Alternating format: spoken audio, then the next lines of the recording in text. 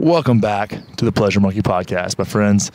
On this episode, we are hanging out with my friend Aaron Alexander from the Align podcast. Might be the most interesting person to have ever walked the earth. He is a giant Tarzan-ish type man who will climb anything and blow your mind with his infinite wisdom. Aaron and I really have grown to be great friends, and I feel like this podcast was the catalyst for our friendship to launch from. He is an interesting human being. So knowledgeable, so curious, and so intelligent, and has a way of sharing his experience and his knowledge with others that I'm so glad that he expresses on the Align podcast. This show is really us getting to know each other in a way, asking really intrusive questions and exploring each other's kind of history and philosophies on life. We talk about the reflections that other people can be for you, how movement can affect your physical and emotional states. We're all in the life stuff today. So if that sounds intriguing to you, I think you're going to love this episode. And if you do love this episode, get on over to iTunes, give us a 5-star review, and most importantly, subscribe so you know all the good when it's coming through that nice iTunes feed. But before we jump into the show, I want to talk about one thing real quick, and that's the things you're putting in your mouth.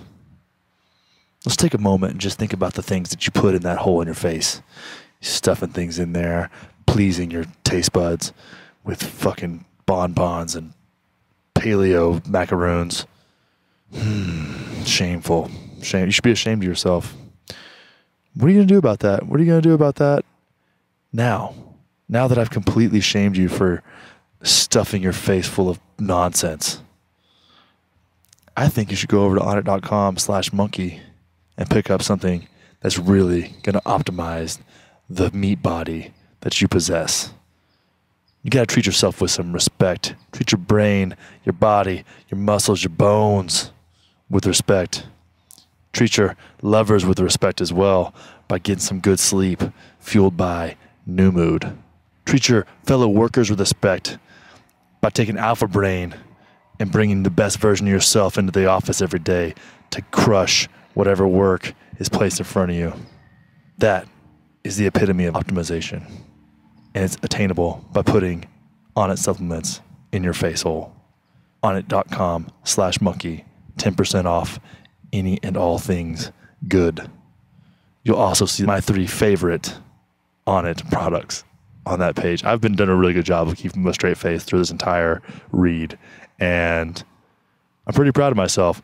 Go to onnit.com/monkey. You're going to get 10% off any and all of your Onnit goodness, and you're going to support the show and let Onnit know how awesome Pleasure Monkey Nation is. onnit.com/monkey. And now, here's the show with my fellow primate friend and super interesting, clever, intelligent. I'm going to quit stroking him off. Here's Aaron Alexander, everybody. Enjoy the show. What about you? Is there anything in particular that you love? Man, I love asking questions. I've always been a question asker. Cool. I think it was out of necessity. If I look back at it and really and like analyze, when you take a second to step outside of your experience and analyze why you end up the way you do. Yeah. And knowing that you're just an impressionable animal, just like all the rest of us. Yeah. Right.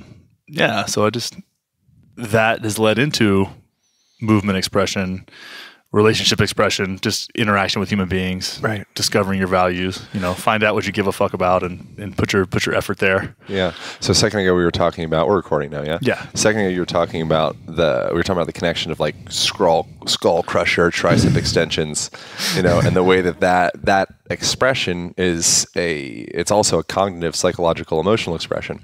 Right. So if you practice and you maintain yourself in that linearity of movement, it has value. Right. But the value that, at least the way that I see it, is more creating more linear attributes to yourself. Right. So what I notice with people, this is kind of like big wacky idea, is people that are more loose and stretchy pant wearing, kind of like dreadlock having, whatever, and they're really flexible. They do heaps of yoga, and they have something going on. Right. But oftentimes they swing so far on this other end of the pendulum that what I'll see with that is I'll see the similar concept with their personality, right? Where all of a sudden they're kind of a little bit more flaky, right? Or they're just, or they're, they don't have the same type of support in their life, but they're all fluid. They can move with anything, but they've never found any ground.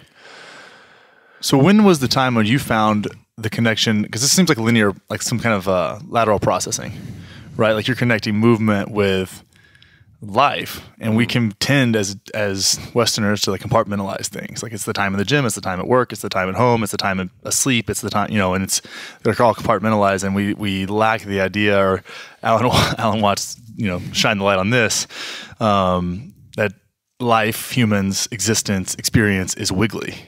And the only straight lines that exist we created. Yeah. And I heard that in meditation under a tree and was just like, oh yeah, classic story. I was like under a tree looking up, and then I was on the University of Texas campus, and I look over at and like they're one of their old buildings, and I'm like, I look at the tree, look at the building. I was like, yeah, that makes sense. And it's like, don't the wiggliness is really helpful, but that we have I think this is imprinted on us or collected through our life to the rigidity, the rigidity of the structure of movement, and end up doing a fuck ton of skull crushers, right?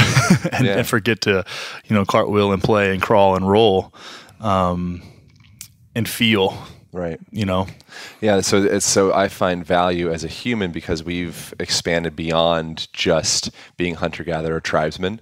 Which, if that was the legit reality, that would work quite well with our physiology, right? But the fact of the matter is, we're sitting here at like Onnit Academy, and we have kettlebells and swords, and we have all this amazing art and history around us, and it's like, it's amazing what we've done, right? It's just when you get too stuck in that what we've done and forget where we came from. Right. Yeah. So it's like, we'll probably end up just referencing Alan Watts back and forth, but so it's the confines. I think I don't know where this came from, but it takes starting off in confines to get to the point where you can really, with a strong foundation, break free of the confines. If you're always free form and always fluid and always wiggly, right, it will do fine if you're like a floating amoeba through space. But to operate effectively in this world, it takes a certain degree of integration or linearity. And so I think it's that pair between the wiggly reality that Watts talks about and the skull-crushing linear bicep, whatever. Yeah. Psychically and physically. I think that's something that's really profound, and it takes frictions to create shape, in your existence. If you made the reference earlier about the yogi that is never on time for anything, right, yeah. And that is super common. And I see that there is so much, it's almost like a aloof existence, and you're hiding in that aloofness under the guise of freedom. Right. And something I've said before, and to speak of something being wiggly, like there's nothing more wiggly than a river, right? But the river has shape, the river has intention, and the river doesn't resent the banks for giving it shape. And that's fun, right? That's a fun way to think. And I see that in life with something that I call like semi-directed persistence. And I had this realization near the same tree, but it was spent a lot of time go to that tree, dog. I go back. I want to get a piece of that. I know, right? Try to find that tree. But I said, watch this in this dry riverbed, like watching where all the water erode through this rock, and I was sitting there going like, that's life, right? I'm going in that. I know I'm going in that direction. I'm anchored in this belief of this mission. I'm going that direction, but it's nothing that really moves goes straight that we didn't create. Yeah. And same thing when it comes to movement or any kind of outward expression of feeling. Same thing in your body. So there's like the super obvious no-brainer connection of your vascular system connecting to rivers, and you see the veins and the arterioles, and then it breaks down, and like you same thing like alveoli in your lungs. You see all these same river type patterns. Right, and then you could say like the alveoli sacs, maybe you're like lagoons or something. I'm making this up as I go, but I think that's accurate. Makes sense. That's all right. Yeah, I'm fine with that. Yeah, but something that we can end up doing is tapping into medicine in quotations. I say in quotations because I think it's legitimate to call this medicine, but it's also been kind of like, I don't know, bastardized by flaky people talking about, oh, it's good medicine, the weed, it's medicine, which now I'm like, yeah, I totally agree. Actually, it is medicine. And for several years, I was like, I hate when it's like, you just want to get high. I know what you I know what you're doing here. I see that. But now I'm like, oh, wait, no, it really is medicine, because, it's like the whole Rastafarians. It's like, creating completely a church around using cannabis, and it's like, because what it ends up doing, I think, is kind of softening some of those banks like you're talking about. So if our banks are too linear, something like, I wasn't even thinking about cannabis. I was thinking climbing a tree or swimming, getting smashed by the ocean, dance, something that's like improvisational, where it's just like, I don't know where I'm going to be next. And here I am. Well, that's one of the best ways to snap into the present. Sure. I've said that a lot of times. It's like, if you have trouble finding presence, like, go climb a tree and go make yourself uncomfortable. And we talked about this a little bit earlier before recording, is the ecstatic dance. Mm-hmm. And, I recently had my first experience with that through Aubrey's Go For Your Win course. And Aubrey runs through this beautiful experience, which is essentially the same as the process of birth, from the sperm meeting the egg to growth and development into a fetus, into being welcomed into this world. And that's a pattern he takes through ecstatic dance. But it was so judgment free and dark, and the energy in that place was contagious, and people were moving in a way, and these people probably hadn't danced in years and never fully expressed themselves were just crying, just like emotional, cathartic, just release. And that was the moment that I realized that's just that's movement, and that's expression, and that is medicine. Mm-hmm. And when we talk about cannabis, is a great catalyst for that. Sometimes it's a nice, expression lubricant. You kind of lower those barriers a little bit and let things flow out of you, especially edible cannabis. And so it's getting out of, once you start tapping into those parts of your movement or your thought that are dysregular, or irregular, then you start getting into, like you're saying, a little bit more expression, maybe vulnerable or genuine or real version of yourself. Mm-hmm. So every day we wake up and we do our same tradition, and then maybe some of us put a tie on, and Watts again talks about the tie, like you zip it up, and it's kind of like it's a noose in a way, and you keep yourself within that confine. And if all of a sudden somebody comes in and is wearing their underpants on the outside of their pants or whatever, oh God, whoa, it throws the whole system off. This is anarchy. This is crazy. Yeah. But what that does is all of a sudden it allows people to evaluate, like, wait, why do we wear our underwear on the inside of our pants? That's a fair reason for that. But why do we do anything? Yeah, the question of why is so funny, and it's, if you can find the practice of start asking why about the most rudimentary shit in your life. Right. Like, I've thought about, like, I've asked myself, why am I right-handed? Yeah. Or why, whenever why do I lean on a thing with my right side versus my left side? Or why do I, and you can actually find reasons if you really, really think about it and look back. Mm-hmm. You'll find, like, oh, my mom did that for some reason, and I picked up on that. Mm-hmm. Or the way that I drive is really similar to my granddad, it's like just these little practices of tracing things back to their origin, and then you can take that into bigger expressions in your life. And I've seen that for the most in relationships. Like, I just recently turned 30, and I had enough relationship experience and long relationships to see what was the other person and what was me through objectivity. Ayahuasca helped a ton with that, but gave me a different lens to see some things through, and notice that sometimes you're the kind of independent variable there, and you're the constant. And if you see those patterns, and particularly in relationships or friendships, you can take ownership of those and change them, and it's a funny practice, man. It's really fun to dig into the whys behind certain patterns and things that are really valuable to you. Yeah. What's the specific pattern that you've dug into? Well, this is this led me to, Dr. Chris Ryan, Esther Perel, and that was realizing that I was in a really, really happy relationship. This was my previous relationship, and I still like lacked for some things, at about the same time. And I started realizing that I'd had that feeling before. So I took some time, and this is consequently the same time I started meditating a lot as well. I say a lot, like every now and then, right. As much as I could. But I started seeing that there was that I wasn't fulfilled in some way, and it had been the same progression to that noticing in every relationship. And I had come from a place in a very conservative world where you were shamed for a lot of sexual expression from early, and this is from the Christian, Bible Belt type church, North Texas. Sure. A lot of leverage of fear and shame in that world. So I saw that kind of playing itself out in my relationships, and wanting more, started questioning monogamy, the typical relationship structure, because why? I didn't make the decision. I didn't make the decision to be monogamous. I didn't make this decision to be straight, really. I am. I know that, but it's like, I swear. I promise. But it's like, yeah, but I've actually questioned that. I'd be like, are you gay? Oh, I've gone down the wormhole in my mind before. Yeah. And I'm like, all right, he's taking his pants off. His dick's near my face. I'm like, what am I thinking? Do I like it? I'm like, no, I really don't. I really don't like it. I'm not. I really don't like it.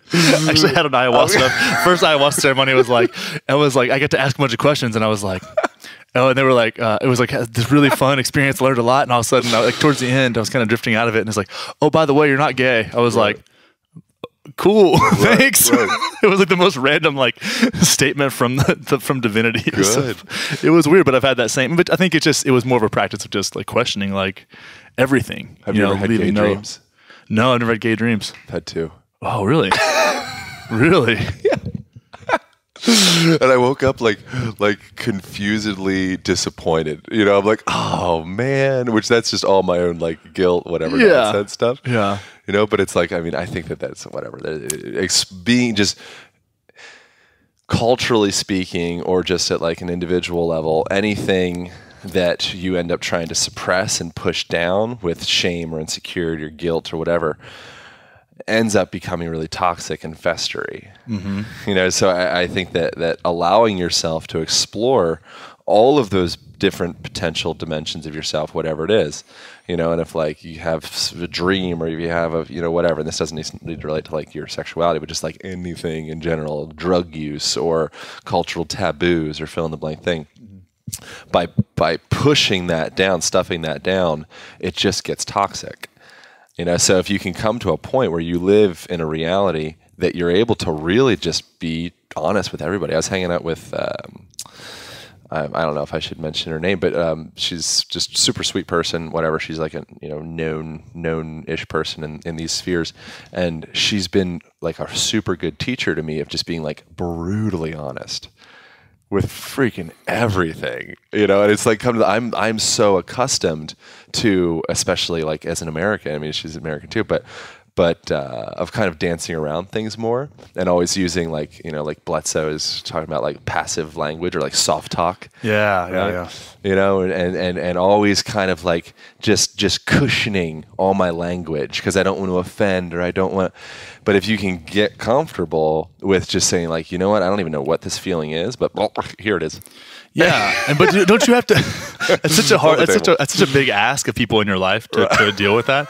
And especially when you're younger, I was that guy with my family. I was that's the worst people to do it with, by the way. If you're listening to the show and it's don't just put it out there. You have to kind of, I don't know. It's just you have to be around people. Transparency begets transparency, right? We're having a very transparent conversation about most two men generally wouldn't talk about them questioning their own sexuality when it comes to my two gay dreams. Your two gay dreams. I think I've talked about on the podcast probably enough.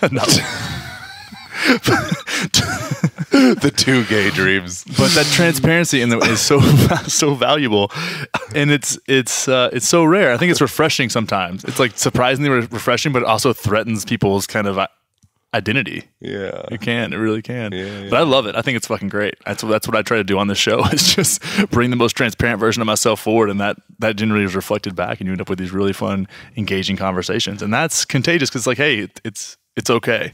And a lot of times I think what's missing and what people are really looking for is empathy in the form of like Me Too. You know, Yeah, right. It was like just even that to go back to the questioning your sexuality. It's like I like how you say question my homosexuality. questioning your homosexuality. Exactly.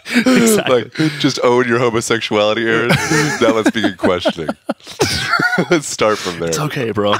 Somebody's gonna walk. We're gonna start cuddling on this podcast. We are on the floor, by the way, which is helpful. You notice we're mirroring each other. I'll shortly will go into the similar stretch that you do. Yeah. You ever thought about that? You know, the way that people model each other and kind of guide each other through conversation. Yeah. It's kind of fascinating. I really like that. Do you notice that upon standing with people? We spent the last 3 days at Paleo FX. We're here in Austin, Texas, who you already not mentioned, I guess.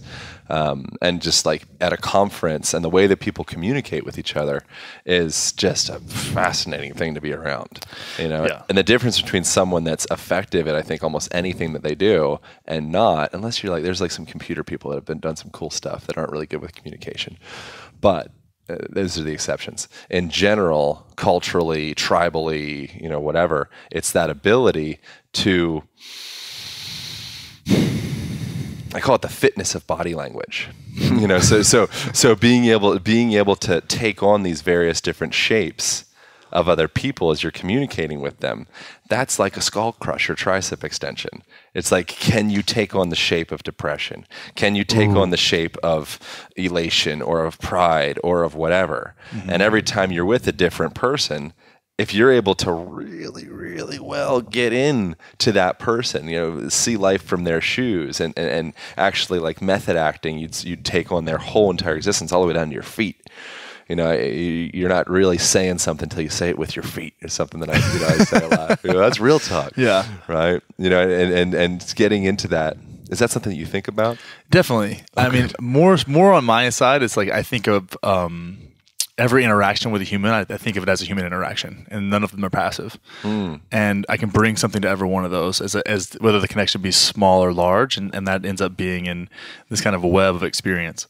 You know, and it's in my own like narcissistic mind, like I'm in the center of this, and every little person I interact with is a string on this web. You know, and it's covered in dewdrops, and everything's just reflecting. Right? You're one of the my favorite yogis talks about this is like your projections are received as perception. Who's the yogi? Her name's Andrea Movio Asana. Andrea Movio Asana. Sexy name, that Andrea. Yeah, she is. She's on episode 3, Pleasure Monkey Podcast. Oh, okay. Represent. Yeah, she's great. But is she out here? She is out here, man. Yeah, Black Swan Yoga. Shout out to Black Swan Yoga as well. Oh, cool. We were just there. Dude, you were not there. I was not there. No, I went out. I went out and took some guys out on the town. I was bummed. Oh, you're right. We spoke of this. Yeah, we just a few, was it 3 nights ago? Yeah. We went over to Black Swan Yoga with the Jumbo crew and did a pretty rad ceremony with like sound and Kundalini yoga and chanting. One of the things that we did, this is going to, people listening to think I'm such a, they already think that. So we were doing, we're already there. It's way too late. So we were doing, so we're clasping hands and we're standing in front of each other and we're staring deep into each other's eyes, right? And we're having like that to start, and we're just kind of having that experience, which is so funny, the process of doing that. Now I'm kind of like doing it right now. Yeah, we're doing right. Yeah, it's happening. Look away. Okay. But so it's staring deep into each other's eyes and holding hands and just having that moment. What happens is you start to see yourself. Right. And it starts to, as opposed to like that separation of, you know, your ectoderm and your skin, like I'm inside of this body, you know, you start to all of a sudden merge with like, oh man, they're doing the exact same thing from that side, you know, and then from there we go into this like chant thing, like Omni Krishna, whatever, and coming into squats to the point like my legs are like dying right now, sore. And we probably did over 100 odd squats and squatting all the way ass to grass as we're chanting, as we're making eye contact, and that's some fitness right there. I missed out. Yeah, I missed out. I was at a bar. It was really sweaty and crowded, and I was hungover all day Sunday. Right. So the lesson learned. That's how I get down on Fridays. Oh, damn. That's Saturday. It was Saturday night. Yeah, it was. What do you think of bars? It depends, man. So I've done a lot of trial and error on creating my best experience in bars as of late, and there's been I like going out on a little bit of mushrooms now. Oh, good. But that's definitely my drug of choice. Or alcohol is my least favorite thing. All right, ever. so people listening will probably think that's radical. Is that radical? No. Right. Yeah. So I know myself, and I've done a lot of experimentation. If it's for your first mushroom experience, don't go to a bar. Disclosure. Like I've put in the work, but it's about a gram to a gram and a half. Or maybe go to a bar and see, like, that's like Hunter Thompson, where he's going to like the casinos and stuff, and he sees like the reptiles like licking their eyeballs and he's stuff. Taking mescaline and yeah, and he's going to casinos, just like, oh. Well, that's what I was gonna say. It's like, oh, this is what this is. I get really weird because I call it seeing zombies. Yeah, man. So I'll go to a place. We have a bar here that we go to a lot, and it's if I'm with a lot of great people and I'm like surrounded by connection and positive energy, like I'll stay there. I'll vibe with that, and that's fucking awesome. Or if I go to a bar, there's a lot of bars here that are really, really just. I call it like getting amongst the people. Like there's no elevated surfaces. It's awesome music. Yeah. It's amazing. People are dancing everywhere, and that's great. That's fun. But if it gets in a situation where things can turn, like this is my thought on bars in general, just places in general. We'll talk about casinos for this too, and strip clubs. Love me some strip clubs. But the more no, I don't really. I've had good experiences though. I have had a few good experiences, but no, it's like the more connected the more aware of your surroundings you get, the more picky you become with your bars, right? What are your thoughts on bars? My thoughts on bars? I think that I think they're horrible places to meet people. I think it's maybe some of the worst places in the world you could possibly meet people. So when I haven't drank any alcohol, not in a weird pretentious way, but the way I just said it was maybe borderline. But I haven't really drank for 5 years, 6 years. I went to kind of like your tree story. I went to Asia, and just because, all great things need to happen in some whatever great destination. So I was in Asia when I started. But no, it was just because I was a cheap bastard. And I was in Southeast Asia. I was out there for like 5 months, and I was like backpacking around, rock climbing, and doing all these like youthful experiences. And alcohol was just expensive, and so I stopped drinking for 5 months because a plate of food was $2 and a beer was like $2.25. So I was just like, well, that makes my decision, because all of a sudden I'm on like baht dollars or whatever, I believe that's Thailand dollars, and so I'm like, all right, well, I'm not going to drop that baht on a beer when I just bought a meal for it. Just puts things into kind of scale. Yeah, just wasn't there. The value wasn't there. The value wasn't there anymore. We're so relative. We're relative creatures that way. Very much so. And so anywho, for that time, I didn't drink, and then I came back, and it just like drinking just didn't click anymore. That was it. People we're like, oh wow, that's like crazy. You don't drink at all. It's like no, it's really not. It's not that big of a deal. Yeah. But upon going to bars, what I see is one of the things that I found in my drinking days was that I would become dependent on my consciousness on alcohol in order to re-experience those conversations or that personality, that person that I was when I was drunk. Right. All of a sudden, Super Aaron comes out when he's drunk, and all of a sudden he's really personable and he's fun and whatever, and low self-esteem, whatever. I felt like I didn't have that when I wasn't drunk, and so I would find myself in this really slippery kind of trap where if I would meet a girl or feel pretty much a girl, in those situations, I would always feel like, cool, let's go get drinks. Let's keep on recapitulating that same mindset, and then it ends up being pretty toxic for you. Whereas I much more greatly prefer meeting people at a climbing gym or an acro yoga thing or a beach volleyball something where it's like, now our common ground is volleyball. Whereas before it was getting shit-faced at the bar. Yeah, yeah. So that's kind of you're patterning, and that becomes a crutch. That becomes kind of that's what it was. You're like, oh, exactly. It's like that's your go-to. Yeah, I feel that. Yeah, that's true. I mean, and the best people I've met have been outside of bars. Like every now and then you'll find, but then it's the same thing. Hey, do you want a drink? That's like the easiest. That's the go-to. You know, I challenge myself to not do that. But yeah, man, it can get contagious. The toxicity in those places can sometimes get contagious, especially if you're there late. I think it's weird when it's a challenge. You know, Yeah. it's like if you're challenging yourself not to do the thing, it almost like starts off paralyzed compared to what if you just you're kind in of the wrong spot. If you just start hanging out with people that don't really drink, you know, or whatever, then it's like it's not really a challenge. It's just not on the table anymore. You know, it's just so many times we're like in this toxic pool. Not to say that drinking's toxic, but I mean you could say that in certain ways. But I think it's anything in moderation. You know, but you're in this potentially toxic pool, and you're trying to challenge yourself to not breathe in the toxins or whatever. It's like, dude, maybe you need to put your ass in a different pool. You know, that takes some awareness, right? Yeah, right. Shit, right. Easy for you to say, bro. Yeah, right, Mr. Asia. Yeah, you went to Asia for 5 months and didn't have booze. No, but it is refreshing when somebody brings you a little something different, though. Like I asked somebody, asked a friend to go get a drink. I was like, hey, let's go get a drink to just catch up. And she was like, or let's go do acro yoga at 7:30 in the morning. Okay. I was like, all right. I was like, fuck yeah. New pool. That's a different thing. It's something I've never done before. Like it's fun that's a fun way to get to know people. And then I was like, hell yeah, that's awesome. Well, it's that practice of being comfortable with moving from pool to pool. Yep. You know, so I am now comfortable enough with my drinking. I wouldn't say I was an alcoholic, but I would say I was alcohol dependent. You know, so I was getting drunk like 3 to 4 days a week. Oh, really?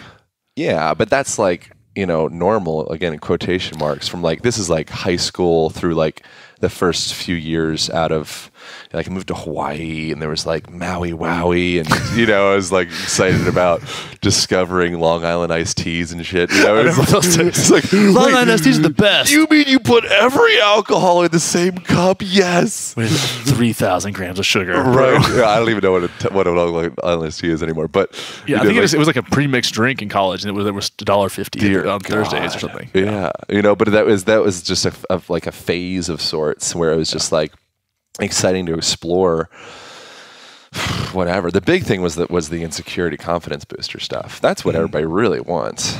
You know, it's just social lubricant. Yeah, social lubricant. You know, it's just to feel comfortable in your skin. You know, and I think that coming from an environment that is inherently uncomfortable in their bodies, it makes a lot of sense to throw some type of lubrication in there. Right. And so if the lubricate, because everybody dances better when they're drunk. Oh, sure. I'll come in the dance floor. Let me get 3 more drinks. Right. That's like the standard. 3 more drinks and I'm there. Right. And all that is just lowering the inhibitions just a bit, which most of us are so highly attenuated or, you know, highly tuned in our nervous system, where it's like, maybe tuned isn't, but hypertonic, just overcharged in our nervous system, that we're tight. Right, you know, and we're way more flexible than we actually. I'm actually finding some stuff on my shoulders. I'm showing you about how flexible we are, right? But we're like, gotta work on that. But we're way more flexible than we think we are, right? But our body restricts us from going into those potential danger zones, right? So if you were to anesthetize somebody, you know, and put them under with anesthetics, then all of a sudden they have this crazy Gumby freak flexibility. Right, so it's not actually a tissue restriction when you think you have tight hamstrings, you think you have tight fill in the blank. It's actually your body protecting itself. Truth. Right? Yeah. You know, so if you can start to hack into that awareness and get into the motherboard that is you, then all of a sudden you can start pulling the toggles in ways that maybe you didn't think were accessible previously. And that's what things like alcohol do. Yeah, that makes sense. Yeah. So this is, and you'll love this. Growing up, I've been a big dude. You know, for those of you who haven't ever seen me, I'm sorry. What is your size? Are we the same size-ish? You got a little more weight than I do, but I'm a little taller than you. Yeah, I'm a little thicker. What's your weight? I'm like 220, 225-ish. Oh, you're a big girl. Yeah. Yeah, about 6'3", 6'4", 225. But I played football for so long, and I also grew up. I was big. I was always kind of big and clumsy, especially growing up, and always uncomfortable in my body. Yeah. And never danced. I always felt weird. I would dance playfully, but it was always like It's always joking. It was more of a joke. Yeah. It was like that was, and I went to humor and saying outlandish things. Being a fat kid, that was like my social currency. Right. Was I'll say the things that most people wouldn't say because it gets me a little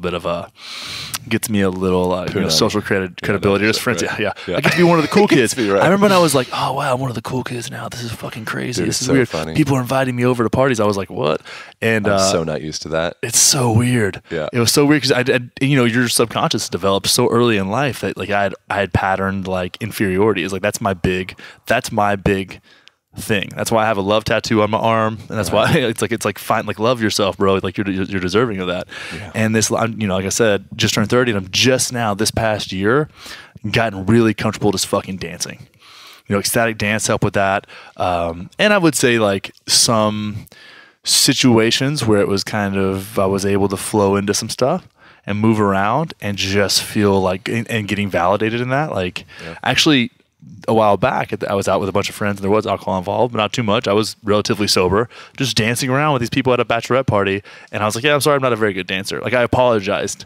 And they were like, what the fuck are you talking about? We're having so much fun with you. Right. And I was like, all right, cool. And that was I just needed that little trick to like say, hey, and it was that, it makes me it feels so fucking good outside of that. Yeah. Outside of dancing, it's like, oh, I feel more comfortable in my body. I feel like more deserving, more just I deserve more. I respect myself more. Yeah, and that's translated out or pushed out as well. Yeah, and it's fun. It's an interesting thing. Movement has really been something that's piqued my interest in the last year or so. Just because I've seen it almost by accident, it just kind of happened, and then I reflected on it. And music is shown to be an analgesic, meaning numbing agent of sorts. Not numbing agent, but reduce pain. So people in hospital beds, if they have access to nature, if they can see out the window, if they are empowered in their decisions, that's like kind of gets into like retirement homes and such, right? They end up, and if you have access to music, and even more if you could choose your music, again, comes back to the empowerment thing, right? So if you have those factors happening, you end up using less pain meds. Makes sense. So it's like, it's like getting into like the psychic pain. Right? Yeah. Like so many people are freaking tormented, dude. I'm tormented. Like I have I'll go through these ebbs and flows of like, oh my God. It's like watching the stock market. I was talking to Logan Gelbrick, the guy from owns Deuce Gym. He's super Logan. Sweet. Yeah, super awesome guy. His girl that she does Birth Fit. Yeah. Shout out to both of those guys. They're super, super wonderful human beings. And I have an episode coming out with Logan coming soon. And we were talking about this, like real estate trends, and you see these like, whoa, inflation. Whoa, crazy. It's a seller's market. My house went up $50 million yesterday. That's cool. And then you're like, and then all of a sudden crash. Yeah. And you're like, okay, well just hold on. Yeah. Whatever you do not sell right now. Yeah. Right? Give it 5 years. And it's like, it's the same concept with your human, because that is an abstract of human psychology. All that is playing into people's emotions. You're literally looking at, I'm kind of talking at my ass right now because I don't really know much about like trends and all that stuff. I was just doing that too, so we're good. Perfect. Yeah. We're reflecting each other. Welcome to the story of my whole existence. Yeah. But what we're seeing people's emotional patterns manifest in these bar graphs that is our purchasing. So we're buy the house now, sell the house now. Oh, we're afraid of the world's coming to an end. Get rid of it. And like that's manifesting out into these charts that we can see that, we call the stock market or whatever. But that's happening at an individual consciousness level on a regular basis. I have these big, my self-confidence validation level just went up, 20,000 points, this morning. And now the next day, dear God, I'm so alone. Because you get one little thing triggers you. This happened. I'm so glad you're bringing this up. Like I had this conversation yesterday. It was like a really pretty intense conversation where I feel like the trick there is understanding that you're wiggly. Yeah, right. Understanding your wiggliness, and when you have a feeling that's really strong, always kind of keeping yourself in check. Having whether that, and that's what I love mantras for. Mm-hmm. I have one because I said, like, as I was saying earlier, like this kind of feeling of inferiority kind of plagued me my whole life. And I know that's like my struggle, right? So I kind of, this thing clicked and it was like, remember who you are. So when I hit that valley, and I'm like, oh shit, like, hey, remember who you are, dude.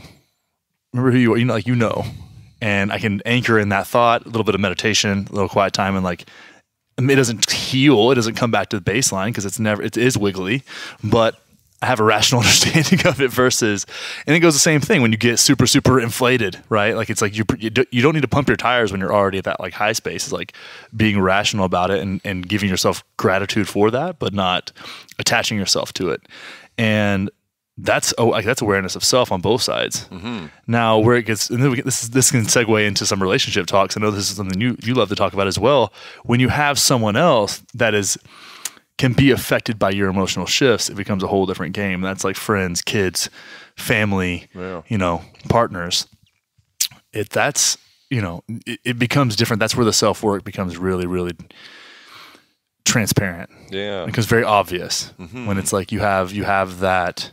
You've got to be able to recognize those patterns, and I think that's a part of a healthy life, and you're able to share that with people. Yeah. Well, other people are just mirrors. Exactly. So if you're in a place where that's why a lot of people have fear around certain therapies or certain, like even the word therapy, as I say therapy. You see that what is it, Family Guy, where it's like the rapist. He goes up to the but like the word therapy, or even, again, I don't want to beat the horse with a psychedelic conversation, but I hear a lot of people, for the record, I don't use psychedelics that often. I like talking about it because I think they're incredibly, valid and helpful depending upon the circumstance. And I don't really use them all that often. I just think they're really important. If they weren't illegal, whereas in all this like weird taboo and charge around it, I would probably never talk about it.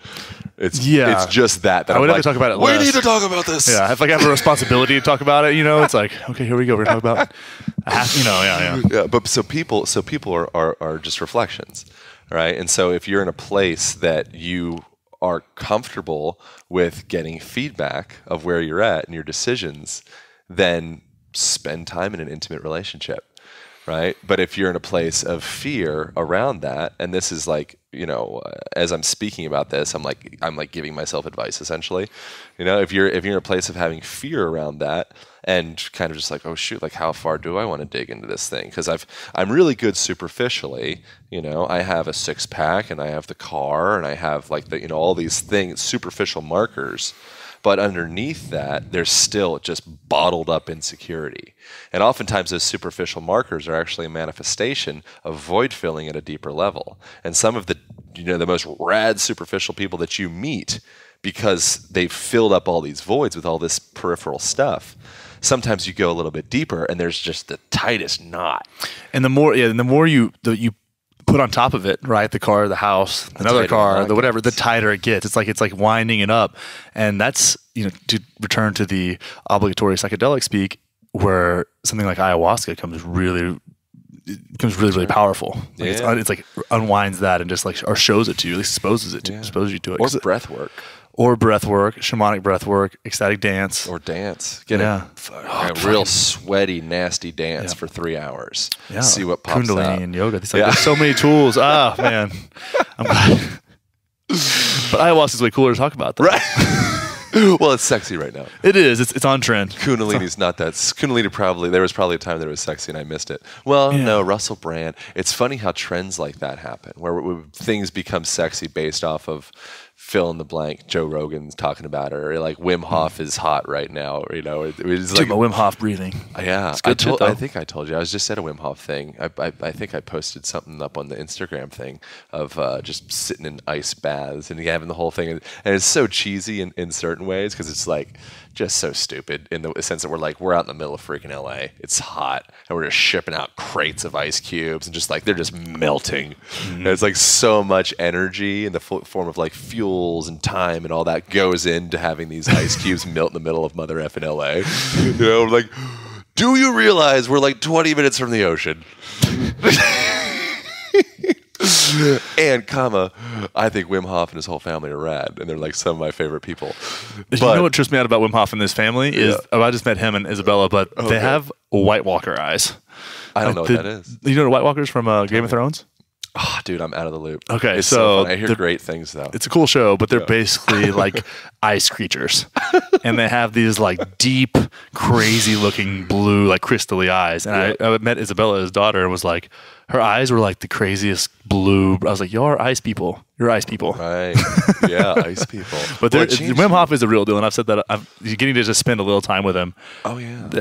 If anybody's the real deal, like that guy is super important and a really powerful human being. Wim Hof is a symbol. Mm-hmm.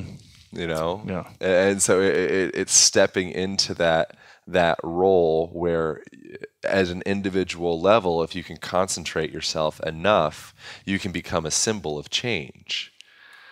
Right? You know, and as long as you're kind of spread thin, then the best that you'll be able to get out of yourself is just keeping your head above water. Right? But if you can bring it all in into some type, that's why they say, like in marketing terms, it's like you need to niche down, right? Yeah. You can only represent this little, it's a bit, and then people can identify with that, right? You know, so that's like why, you know, figuring out, if you can figure out what that little point is, then from there, it's like, okay, we can actually get some more, like, you know, kind of crappy marketing terms like traction, you know, and people can start identifying with that, and they can start spreading that, and all of a sudden it becomes this movement. And now all of a sudden I'm just, you know, jumping in the creek in a cold day or whatever because it feels good, and 30 people are like, "Oh, you're doing the Wim Hof thing?" You know? Yeah. And I think it's a product of getting to that, just concentrating yourself enough that you can kind of, it's like we're in this expansion process, and then you got to come in, and then you come out. You know, Joe Campbell says, like, you got to like dig into the fire in order to pull out the treasure. You know, and that's what we're saying. As long as we stay on that superficial level of ourselves, you'll never go in deep enough to actually pull out a gift. And that's Wim's whole story, is I was like suicidal, wife dying, taking care of the family, just deep, deep, deep dark. And the way he talks about the cold, like the cold taught him. Yeah. You know, and when he says that, there's so much conviction behind it, and he's very transparent and genuine. Right. And that's what it was. Like it forced him to see who he really was and who he really could be. Yeah. You know, because you don't have a choice when you're climbing Everest and without a shirt on. Yeah. So I gotta fly on a plane, full transparency. I gotta fly on a plane in, I don't even know what, 30, 40, I gotta leave here in like 30 minutes, 40 minutes. Yeah, something like that. All right, we're good to go. Yeah, we'll keep rolling. Yeah. So in your world, you're a movement guy. You're the movement guy. You had me doing some, what were we doing in there? Explain a little bit about, we were in the On It Academy right before we came out here, and we was moving. What the heck were we doing? So I don't like identification with lots of terms and stuff, but some of the stuff we were doing was like in like capoeira talk would be like a melua, you know, and so that's we're just essentially, I just think of it as play. You know, so what we're doing is you can break down certain specific fundamental movement patterns, right? So from more your background world, you're saying like you're more like barbell guy, right? Yeah, football to barbells to gymnastics. So football, so that's big time. You know, there's a lot of adaptation happening there, right? But if say you were just a barbell guy, or say someone's just a barbell guy, they can learn a lot from those basic mechanics of the barbell, right? So like the hip hinging and keeping that strong neutral spine, pressurizing your abdomen, your midsection, right? So that you know, all that stuff. When you kick it back, right, and you're really you're getting that contraction there. Yeah. If you can pour those concepts into picking up a pair of scissors off the floor, right? Or chopping carrots, or getting in and out of your car, or throwing a kick in capoeira, or, you know, kung fu, or all that. You know, so the big kind of you asked what we were doing in there. We were kicking and, you know, spinning around and stuff like that. Right? But the bigger conversation, the kind of like the meta part of it, is these basic fundamental concepts spill in to everything. So if you can break down, like I've broken it down into like the 4 pillars of movement, right? So if you can break down a squat, and an overhead, put your arms over your head, and a standing position, put your arms over your head, and then a lunging position, and then still put your arms over your head, and then a hip rotation coming into, like in yoga, look like a warrior pose, right, or warrior 1 or 2, right? So your hips come out. I think it might be warrior 2, and your hips come out. Yeah, anyways, so, yeah.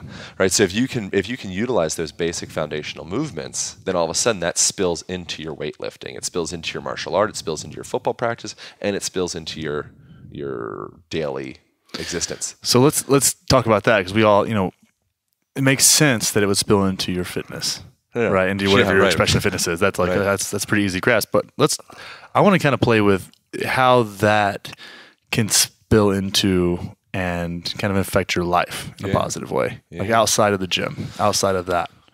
Well, movement's sexy. That's our highest indicator of someone's a winner in this world. Do they move well? Right. So we end up grabbing most everything that we need to know about a person within that first instance of meeting somebody. Right. Yep. So, and then from that point forward, we end up filtering our perspective of that person, how we interpreted them that first few seconds. Yeah. Right. So if you're able to come in and start saying, all right, I got to get my mother freaking feet underneath my body. Right? Because if I see somebody, me being a movement person, you being a movement person, if you see somebody and they have a pronated foot or a valgus knee or, fill in the blank thing, and they're putting all their weight on this one leg, to me, I'm like, oh, I can chop that boy down. Yeah. Like I know if shit gets real, it's like, oh, they're not gonna be able to get out of this building. they're gonna lose their. And you've already sorted them into like. Yeah. Push them out of the way. They don't deserve to live. This place catches on fire. You only need to be faster. But like a bear's chasing you, just need to not be the slowest. Exactly. Like that's evolutionary psychology at its finest. Like everyone in the room, their toes point out. No, I've got this guy. Yeah. And so that would be it's like the fitness of body language is another kind of like I like that hashtag fitness of body language kind of thing. That's looking cool. into that and finding those layers and how that spills into just like, okay, cool. So like, do you mean something like Tadasana or mountain pose in yoga? Like we've been practicing that as humans for thousands of years. Wait, is there something to that? Maybe. Yeah. Maybe the things that we've been doing as animals for thousands of years have been that way for a reason. Yeah. We always find an excuse to do it too. Yeah. And so it's that spilling those basic concepts of, gluteal engagement, stacking your feet in relation to your knees in relation to your hips, neutral long spine, not crunching in this forward head turtle posture that so many people are in, medially rotated shoulders where you're folded over into that depressed position. That's what we're trying to unwind in Pilates and yoga and dance and martial art and weightlifting and everything. And then that comes into the way that you present yourself in a boardroom. That's a start. Yeah, it makes a lot of sense. And what have you seen as far as like the psychological implications of that in someone's life? I mean, the way that people perceive you is super. The validation of perception is fantastic. Yeah. But even outside of that, like the kind of the self-belief without that factor. Well, check it out. So we are. Did my microphone drift away? So we are. Feedback is our strongest signal, right? So we don't believe ourselves by what we think. We believe ourselves by what we do and what people feed back to us, right? So if I feed to you, oh, Aaron stands up pretty tall and straight. And when he communicates, I'm not saying that I do or don't do this, but we're just, whatever. George, when he communicates with his hands open. Right? And when he's talking about something, he does this kind of thing where he puts his fingers together and it feels like, wow, it feels like he knows what he's talking about. Right? It's, as he's doing that, he's putting himself, so you could say like stabilizing the shoulder girdle and creeping, engaging the posterior side of the shoulder, by including all those indications that the body is strong, spacious, integrated, all of a sudden people start coming to you with, oh, okay, I'm going to probably treat this person with some respect. Yeah. And now all of a sudden you were just saying this of like the validation and not being like able to be like feel accepted or whatever, right? And so that feeling, I shouldn't say or whatever, but what you said, what was it? Validation's a big thing. Just for me personally? Yeah. Yeah, that I like feel inadequacy. That's my big like that's my thing, right? That's my thing that I have to like. That, and a lot of people are like that, but there's been factors in my life I've talked about on the podcast several times about just kind of how that's patterned out in my life, and so I stay on top of this. That's why I'm really like, connecting with what you're saying in this piece, dude. So many people, And then the question is, was it the chicken or the egg? And I'm pretty sure the answer is both, just depended upon the individual instance, right? But did this sense of inadequacy come because I was sitting in a totally dysfunctional desk, wearing totally dysfunctional shoes, wearing a backpack that's pulling me back into this, again, aberrant dysfunctional pattern that feels inherently inadequate if shit ever does hit the fan? Because structurally speaking, my body's so disorganized that I know that I can't take care of myself to the degree that I should be able to. Yeah. Right? So is there a root from at a childhood level of inadequacy? And then can we start to unwind that via, thinking outside in or inside out or whatever angle we can get? Yeah. I think, a lot of this comes back to what we were talking about earlier. We just wiggle. Yeah, right. You just gotta wiggle, dog. Just wiggle. Yeah. It's just gotta get out there and wiggle.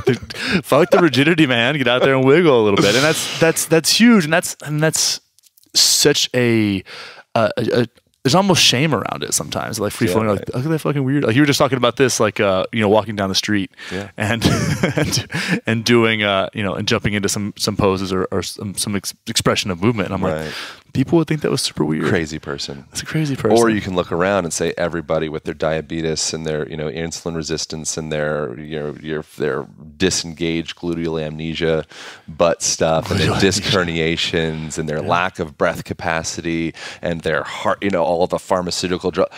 That's kind of weird. That is super weird.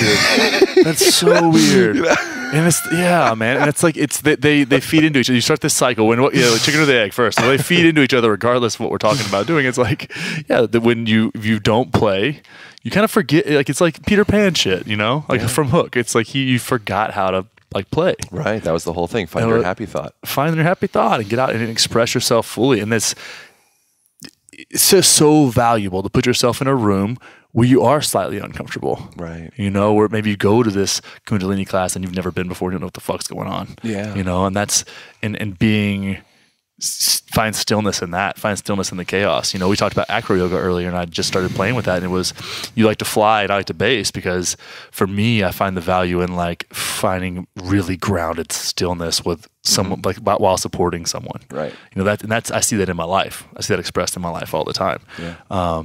That's my monkey. That's my play.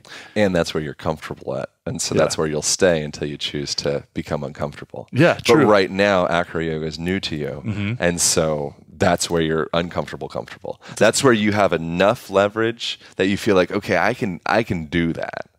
Right? Yeah. Okay. But there's still work there. So I want to squeeze myself into that role. And it's going to be challenging every time I do it for the first while. Yeah. And then you get to a point where, okay, I've been basing for the last 4 years. I'm over it.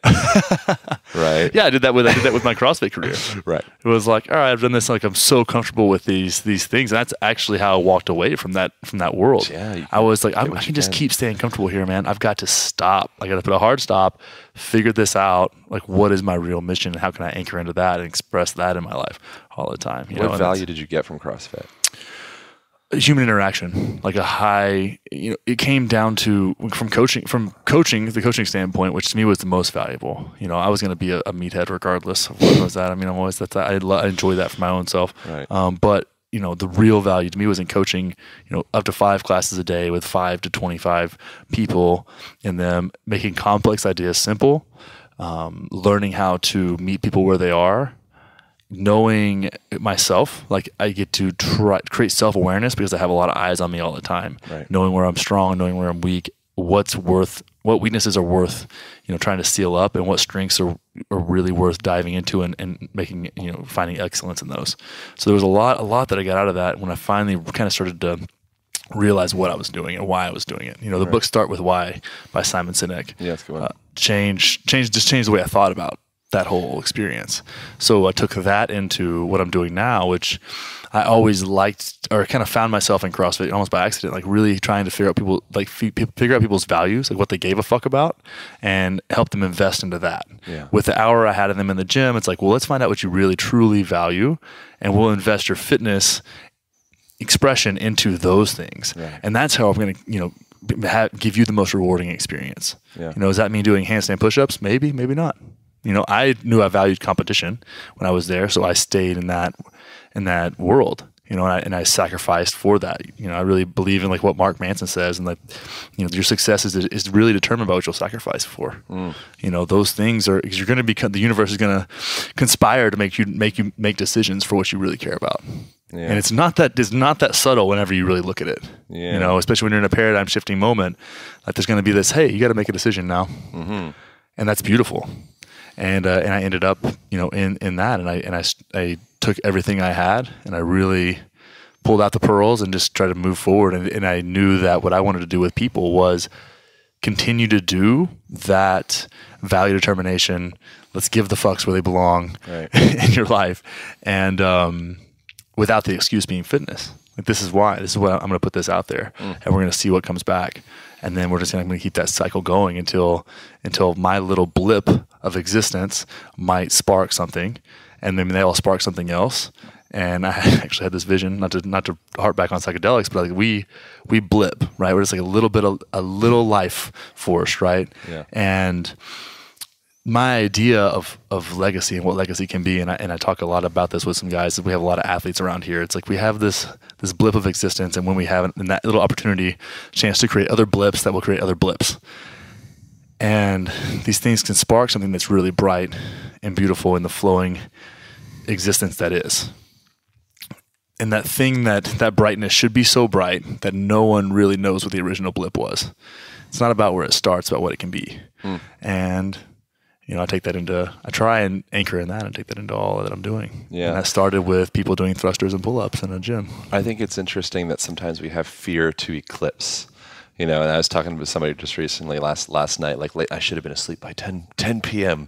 But I was, we were up late having like deep whatever conversation till like 1 a.m. or something like that. And that was one of the things we were talking about, was like, the fear of surpassing the teacher, you know, and then the feeling of like, as long as you're a student, then there's kind of this like less liability, you know. But if you have that ability, it's like, you know what, like, you know, you reference Watts a lot, or you talk about Bruce Lee or something like that. As long as Bruce Lee is here and I'm here, I'm kind of have this umbrella underneath Bruce. You know, but the tapping into that belief system that I can expand infinitely, you know, and getting into that, I think that's a big part of our potential for development. You know, is not limiting the box. You know, I was talking to somebody, and they were like, whatever. I was saying, like, I was referencing again Wim Hof for whatever reason. I've been referencing him a lot, and talking about like, yeah, I think it'd be cool to, you know, create a movement around movement, the way that Wim has created a movement around breath and cold temperatures. And then my friend's like, dude, you got to go way bigger than that. And I'm like, oh, really? That's a thing? Yeah. It's not big enough for you? Yeah. You know, but it's just the feel, even if you don't, whatever, it doesn't matter. Way bigger than that could be just raising a really beautiful family and being completely content and happy in reality, and being, you know, a father and a resource for your community. You know, bigger, that's just very, very relative. It is. But stepping into that higher role, like the teacher role. I had a funny conversation with a friend of mine, Danielle, when we were at Paleo FX. And so, you know, one of the people that works with Mike Bledsoe, our mutual both friend, of our homie, a good mentor of mine. And I, you know, had this thought. As we were talking, I was like, I constantly put myself, and I'm in a little brother role. You know, I was the oldest of all my siblings, and I've seen that pattern over and over again. Like I do it with the barbell strut guys, with Mind Pump Media and those guys, where it's like, I've kind of hidden behind that a little bit. I've noticed it now, and I've seen the pattern. And it's the same thing. It's like, well, I'm with them, I'm doing my thing. It's like, well, I'm doing this thing, and it's you know, and I really have a lot of belief in what I'm doing. But there's that blanket of security around these people that are like, oh, they're doing so well. They're fucking crushing it. Right. And then I'm just kind of like a part of that thing, but like a small part of it. And so I think that it is rooted in like some insecurity or some fear or something like that. Just like you're saying, that's a really good observation. I like that a lot. And that comes back to the way that we started, was talking about starting with the confines in order to get to the point that you blow that shit open, right? But if you start blown open, then you might not ever have any banks to keep you in line. Exactly. Right. Yeah, so sometimes having barbell shrug guys or Aubrey guys or on it, whatever it is, and that's why it seems like a really good community here at On It. I don't necessarily know if I'm speaking. This is just my observation, but it seems like there is support at an individual level as well. Yeah. And we don't need to get into whatever the specifics of On It's, whatever, but that is a feeling that I've gotten, with Eric or you or John Wolf or like all these different people in here, that it's like, it seems like everyone's kind of coming up together and providing more value for themselves and for the world in a together type of way, as opposed to it just being this kind of single point type thing. Well, we have a teacher in Aubrey, he really does value that like anchoring in belief, and that's some part of the Go For Your Win course, which that was a transformative moment in my life, was being a part of that as a community manager. And this is my first time interacting with people in a self-development way without the excuse being fitness. As a 400-ish people, it was fantastic. But it's like, when you have that leadership of someone who really wants you to anchor in your belief and will challenge you, that's huge. And that's what happens here. Yeah, it's great. And that's an environment that should be sought out by a lot of people. You got to find out what you value, find out where you need to be challenged, and make that and put that out there. Be open to it. Yeah. I think you need to force it to happen. You don't need to like email Tim Ferriss and try to get him to like be mean to you. Right. Let's start a Twitter war. It'd be awesome. But it's like opening yourself up to,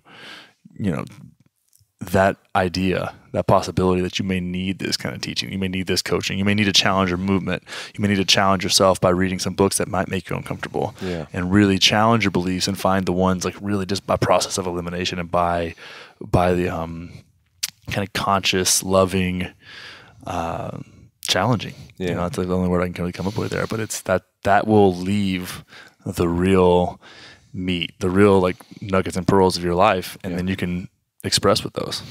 Yeah, I get a lot of in the work, the one-on-one work that I do with people, doing Rolfing and structural body work and movement coaching, and being inside a room with somebody for 75 minutes and being able to, and we're working through this mind-body connection. If someone wants to have that conversation, if not, then we'll just talk about, bicep brachialis or whatever. But most people, if they end up making it to me, for whatever reason, they're usually open for a variety of other conversations. Very much so. Yeah. And so it's doing something like that. It's very obvious that someone that plays like a one-on-one manual therapy or physical therapy or whatever, life coach or something like that. I'm not a life coach at all, but in those realms, it's a lot more obvious that you can influence the person in a bigger way than just making your bicep brachialis work better or releasing your elbow tendonitis thing or whatever it is. You have time to really sit with somebody,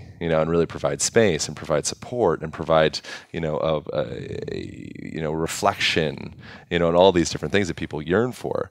What we don't realize is that you, as the tea shop salesperson, or the personal trainer or the freaking anything that you're communicating and interacting with people, you can be a resource in that way. It's not like I need to be a life coach. That way I can really create influence in the world. I can really dig deep with people and help. It's like, dude, you just need to be present with people. The impact of having a presence to bring your best self to every interaction, regardless of what the person on the other interaction is bringing to you. If that was a movement, if that was cool, that would change the fucking world. Yeah. Because we are, like we said, reflections of people. Yeah. And that kind of awareness, spin the dials of yourself when someone brings you their worst self, or brings you some kind of like energetic, maybe darkness, like turning that dial in yourself to say, no, I'm going to bring my best self forward, and not to be pretentious, but to just have compassion. When was the last time you didn't bring your best self forward? That's a good question. I had some struggles with it like recently, but there was a lot. It was like a fight. It was like I knew who I was. Like, remember who you are. That mantra was ringing through my head, And it was a struggle. So, I mean, I don't really want to say it was like the time I brought my worst self forward, but or anything that pops out, or any maybe like patterns where it's like, oh, there's that thing again. You talked about invalidation. You talked about inadequacy. It's okay if there's nothing. You can come back. No, there is. I'm just trying to see how deep I want to go into it. It was full transparency, like fueled by a substance that like really let some deep seated things come up. Yeah. And I didn't have that overpowered my like presence to suppress. What was the substance? Unless it's MDMA. Yeah. So, but just like a little bit, it was funny, man. It's funny how like when the universe conspires. Like it was actually the night that I was raised with my grandparents, and they're young. Like my granddad just turned like 70. Yeah, like they're younger. But my grandmother was dying that night, and I like had a feeling. I had that like gut feeling, and I decided like I'm gonna go out with my friends. We're gonna, we had planned this thing, and it had this hurt deep, and it was, and I did the work, and it just I lost my like defenses to it, it just happened, and some other things were piled on, and that got real dark. But it's funny that you say that, because I think when you have the presence of mind to always try and bring your best self forward, the things that when that finally doesn't happen, it's usually not subtle. You know what I mean? It's like a break. It's like, oh, I was. It shows you.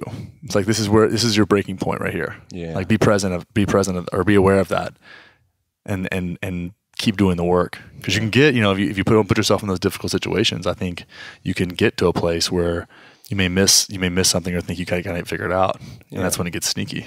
Yeah, it's like sometimes getting hit in the chest with a baseball bat. It's getting to touch the walls of your own boundaries. Exactly.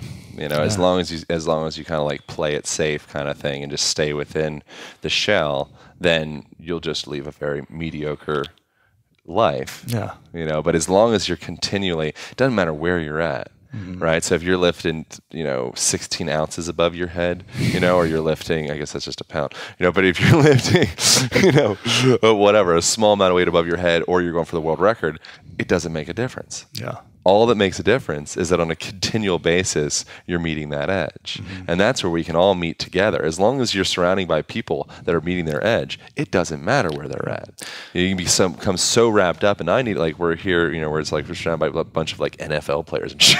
Oh God, you're so much bigger and stronger than me. But it doesn't matter as long as everyone is at that edge with themselves.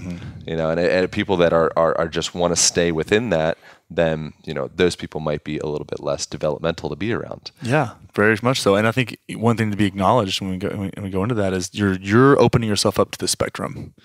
Like, to feel more love, you're opening yourself up to the possibility of feeling more pain. And I think that's just increased capacity of emotion. Right. And that's amazing. It shouldn't be any other way, because that friction, that pulling of those emotions is what creates them. Like, friction gives them shape. Yeah. And they're, the realest things you'll never touch with your hands, Where can people find you at, my friend? AlignTherapy.com is the present website URL. That from there, that's the hub of the Align podcast. All the social media stuff is Align podcast. And then, that's the main deal. If I post wacky, ridiculous things up on Instagram in relation to movement and ice baths and stuff like that. Align Therapy, Align Podcast. Type any of that stuff in, it pops right up. Should we say where to find you as well, or we should we'll just put it all at the end? I think everybody can just sit through it. We'll figure it out. Yeah, so you can find me on Instagram. It's Connor Wanders, Connor with an E, Wanders with an A. PleasureMonkeyLife.com is where everything's kind of at home, and then Instagram, Pleasure Monkey Life. So. Align Podcast is such a stupid name in comparison to Pleasure Monkey. I don't know. I'm in alignment with Align, bro. Okay. We'll do. Maybe we'll co-op and just align. We'll do an alignment monkey. You can co-op that. Align monkey. Yeah, man. Well, I think you're a pleasure monkey in every sense of the word, and I've really appreciated this talk, dude. Much gratitude, and have fun. We'll do this again sometime soon. Absolutely. All right, brother. Much love. Peace out, brother. That's our show, everybody. If you love this show and if you love Aaron, how about you go over to iTunes?